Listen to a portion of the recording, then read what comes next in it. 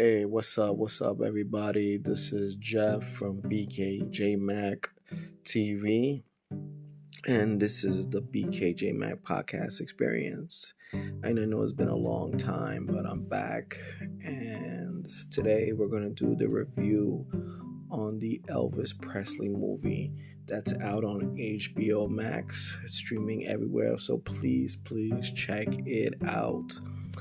It came out in theaters in 2022. I wished I would have had the opportunity to see it in the movie theaters big time, so I missed out on that opportunity. Um, Let me tell you about the movie. First, I felt like the beginning was a little bit disjointed for me in terms of they had contemporary music. They had one contemporary music. After that, they corrected it right away. The cinematography, the shots, the different things will come at you in different ways, which will kind of throw you off. That's just the beginning. However, the movie starts to blend in smoothly, starts to go in smoothly, and you slowly get to understand the man, the legend, the greatest performer on stage ever for rock and roll, Elvis Presley. Elvis Presley was born on February 8th, 1935. He grew up in Memphis, Tennessee. In the movie, it talks about his father was arrested and sent to prison for writing bad checks. And he had to live, and then they couldn't afford their home, so their mother had to live in the housing area that was designated for black folks. And it wasn't no ordinary black folks, it was poor black folks. And it's from there is where Elvis developed his love and appreciation for music and black culture. Basically, Elvis Presley lived it. He lived the experience. He lived the moments. He lived the idea of being in the black community, living in the black community from a very young age. And he learned to appreciate black music and black culture. In fact, he appreciated it so much that he blended it in. It became his culture. And I always say this, when a white person lives amongst black people, black culture or brown, they're not trying to take away their culture. It's just they grew up in it. They know the culture. They could identify with the roots of the culture because it's their culture. Sometimes we understand, is there what thing called white culture? Is there a thing called black culture or brown culture? No. It's just culture in general, and it's just different hybrids and different ideas, and in a sense, it's what Elvis Presley was able to build. Elvis Presley was built on black culture. He learned it and he embraced it. He moved his hips, his body, his voice, his spirit, his drive. It was Elvis Presley, and embracing the essence of the black movement in rock and roll and in culture. So the movie does a great job in really showcasing that. However, one person I really wanted to see less of, even though it was being told in his point of view, was the Colonel. That piece of garbage literally stole 50% of Elvis' earnings. He does things in the movie that makes you want to just punch him in the face because he's so evil. He's so notoriously evil. This guy, let me tell you, I don't want to give away the movie.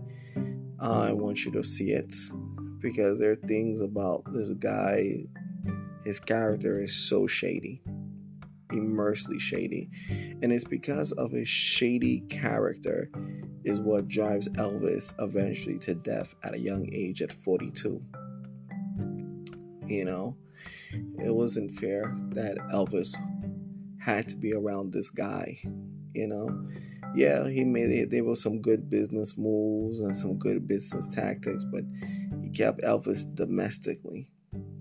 Elvis never went on a global tour. The only time he went global is when he served in the military.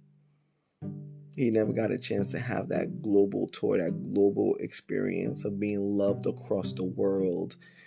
He never got a chance to do that. The world never got a chance to see him in person, to hold his hand and say, I love you, and be appreciative of his music. Because sometimes I'm going to tell you this, when an artist performs in America, there's a time where the American audience, we don't really show that level of appreciation towards them. It's when an artist goes overseas, it's when, oh man, they get showered with love and appreciation for their work and their craft.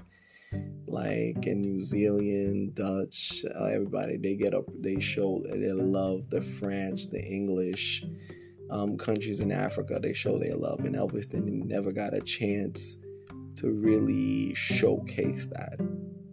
It was because of his so-called crooked music manager, the Colonel. This Elvis movie, this interpretation of Elvis is so moving. It drew me to tears because it was such a good movie. His performance, Butler's performance, was so moving. It was just sad. I had a couple of tears come out my eyes. That's how good the movie was. That's how good Butler's performance was in the movie and stuff like that. Austin Butler really did a great job portraying the king of rock and roll. And it's funny, there's a part in the movie where Austin Butler is playing Elvis Presley, and Presley's saying, I'm not the king of rock and roll. He's pointing to a legendary black performer as the king of rock and roll. Elvis says, I'm just here, just representing. That's all I'm doing. And he was just so modest. And I remember when I was growing up as a kid, I used to watching Elvis Presley, just how great he was and how legendary he was. And then I met some bad people on TV, guys from like Fight the Power theme song, with I forgot his name, Flavor Flav, basically saying how Elvis was simple and plain and he was a racist. Well, guess what? He should did his research before he dropped stupid rhymes like that. Elvis Presley was not a racist, and Elvis Presley was simply not simple and plain. Elvis Presley had more moves than that guy from Fight the Power. He wouldn't even be able to capture him. That's the point. And Elvis he was extraordinary. Elvis had to deal with so much grief and so much ridicule. Come on, the point he was performing music, and predominantly black music, and he was moving his hips, his body rhythmatically singing, and they wanted to jail him. They called him an animal. The media called him an animal, a savage, and let's be honest, if Elvis Presley was a black man, they would have used the word N all over, but they didn't have the guts to, because he was a white man moving and grooving like a powerful man, and white America at the time couldn't take it. They threatened to jail him. That's why he went to the military. He was either go to the military or go to prison for basically performing his act that was getting over with the crowd. It's pathetic, right?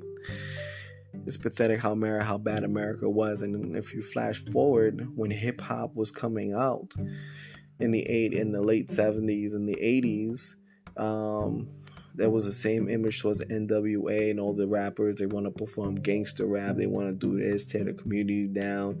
Oh, what is this music? Da da da da da. It was basically the same thing. What Elvis went through is what NWA went through. It's crazy. I'll tell you this.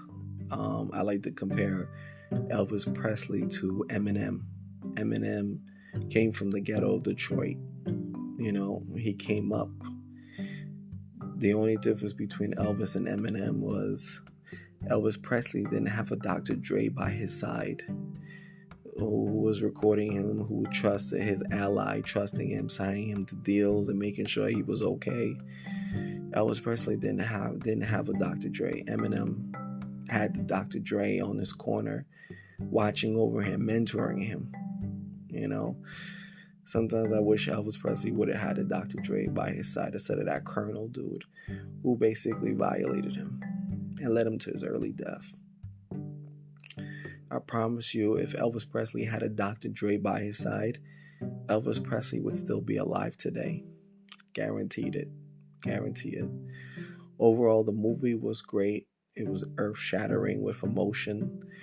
I loved it. The first act I didn't really love. I didn't really care about the Colonel.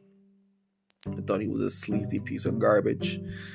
But overall, Butler's performance as Elvis Presley is phenomenal, is extraordinary, and I believe he's going to win for Best Actor because he was just that good in the movie. It drew tears out of my eyes.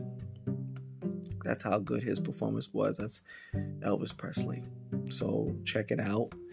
It's definitely a good movie.